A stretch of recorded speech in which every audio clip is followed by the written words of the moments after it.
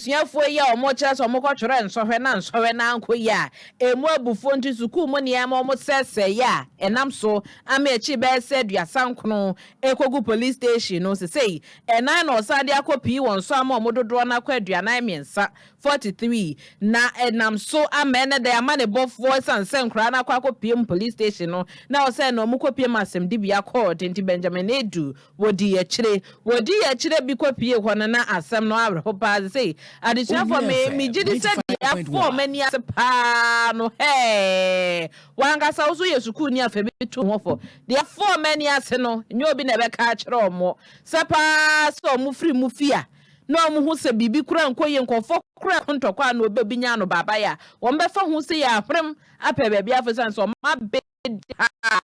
asotwe enya no mo ankasa next time bo se bibini na anti ase de kwan pa na eye na se wo kwa akwasa zuku niema na ban cars be se na o ma se no teacher for cars be se mienu o ma se no ene esi suku store room e wo hɔ anuane guma momo anuane mu enso mo mokodan ni hɔ kwa mo ye bete kwantere ba ko pepe na egu bo so wunya nam bia kwa mfantu waduane so ndi adai SS ne enko obi na kakra na amwo na amasan kwa akodie so mu store room amakara no matu so omo wibia no matu bi agu na de aka no so de omo mbetimi omo lutu ye omo chobos musram ene ko hu yi ni nyina enti se ye ne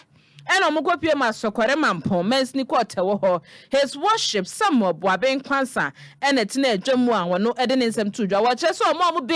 bela awofo asu che so pa to mo pa cho court mo ba na che man kura ibe na omo ba fie kura no peso omo de omo be kira bibia ni omo de omo be ba ena na no kura no ensa aka na che se bill no sika do bia tiri so ye 2000 cedis ena ebi osu kura wo se wo ma bipo bia na se jinesi bre bi kire se bibia kura ni a ye betimi de ani atu we so anase we so a che se wontimi ko ba bia hia wo so a wo beba na enumu na omo che se se nkura yi afiduase police station na watwe bia me che aduana miensa na e wo so omo de omo ho be kire Oma pom ho asem wa wo fo ho na odwere ne wa hwe ha de abeto ho so na watwe bia police station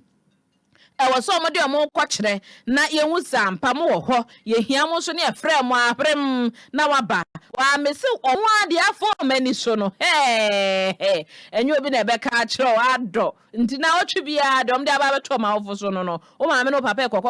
peka crabby. Now so obetate and another be just or so, sir. We could be a police station, na a cosha man send you medenaba. Ya chumuni yaba. Yes, Cynthia, some no more come once some near the quack share, march etosum yenu and then ejina so me na da court tira wada legal and prosecution ano e wa Asante Mantemu Police Command ACP Kofi Blagoji wade ensemo tudwa na o kire se enkura na ommo mpa ommo ho je asem ne mu dia so twe no msabeka entika sese ye no e ya de de ommo fingerprint no e kwa akoye nhwehwemu entu wo bia wo kwa ka ne ho se na odon sa kɔ bɔ ahwehwɛ wodon sa kɔ pempem ye wodon sa kɔ pre ho kaka na akɔtare ho a wo basem yesi akwa koyi mu nhwehwemu a ACP Blagoji wode ne nsem etu dwane da sei.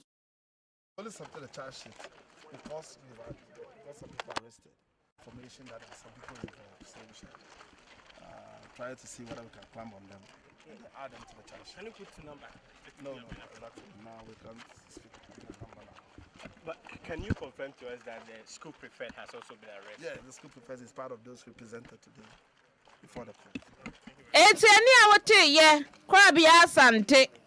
Technical and Vocational School addition for makose niema wo school men no maso hyehyehye yemfa yontare ho ewia nhye ho eja ntare ho so ko hwepa hitia aso ho bo no enyo obi na beto Moses enkwa na omuwom na ehuru pra ACP Kofi Blagoji wono nsem na odi tudwa wo hu e wo nua 95.1 Facebook so a wada so ekra ye no na enwachi na cancel mechelo ye ni a wogina mu ema adesuafo yi George Pon enso ede ne nsem to George court so wada court ase bill ne de o makon ho a che se ede be mo afa de om de mo de na ase nkuto na court nsum de esi e wo court a etitia se mofra na lawyer for ede adesrede to court ne nim se court emma mofra ne kwan kofi no mu free fi emra court na nyame adom court agiatum ama ene emofra no betimi akofie but subject to certain conditions eno de say omo so ediso court de enhye bi ato ho say omo diso ebi ni say na otwe bia omba be report to Afijase police station enti eno ne nhye kakra ho na sisi ade court amakwan say emofra no betimi akofie na omo afrifie aba court ma adesuafo ya wo gina mu ama mo George Pon ene de ensem atudwa wo Facebook wo be hu ka so ma se no wo ka nde wo ma se no na wo papa to na papa nto ka da wo ma me nto ka na de ka we beto no so isan so mo kwaye nhwehwemu pa na fingerprint ehu a mo beto ka ase ni nyina na nkra aduana amiensa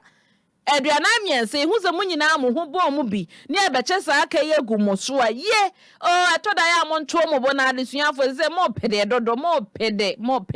wa hwe hawa mo de aba beto ma wo fo so eti de ekosie no de to so bia beba so a ye de ebeso mo yemfo mo oh nana Onua FM na we de no bi na be kan me si mi gidi se omo suanu omo hu omo nim yankom fo omo bag pebe bi fa ye ko fie no okay ma mi bia mi hu no pa Onu say ye buka thousand man kura mami nana bate ha dwen adesuafo mo ntro mo bu se ya ha dwen dodo se no na woko kan yes ye ni yi na dia na ni suku bebo no na hwan nti ya hwehwem pa na ye hunu se wo na ye frɛ wo to bo a woko to bo bobo ke ya hwehwe ye nti wa hwe ka ya ma se ne pa wa se ke yu papa nto kada na oba betua ka ho ka ene onim ka ba akobo kra krola kra onim ne bo ka bi 50,000 Onua FM ye na kwa pikanto ni ayi kwa keka kwa 30,000 no etwam kwa 30,000 hwe pikanto mpo matches nketi no etwam 30 kura etwam 40 yo na hwe school bus kakrake yesi we ska bempa no awofo etimi aba abeje fra awofo aduana amiensa ho pa so mo kamom emetuetu aka asika monto mo bona to da mo kra mo prede how brem awofo dodo what wo join ne ho kope ne kakra dia apeska so ato boto ma na wo so asa betete ne sa ne nyina ka mo be na ma awofo pressure mo mu wuntem no aya monto mo bododo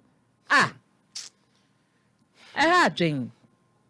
o ma me biti ba bia wiemfo bi o dwen ne ho o papa dwen ne ho obi wo ho akanye free SHS kra bia o tibi nko bi mpo kasabere nka wu hu akusie kra akwhye obi koku ama kra ye be pe wa chew na free SHS nti watimi akobi a wo kwa wo kan wa no tutura asem do ho kwagim sa wase ya twere na wa exam so no pass ya nke ya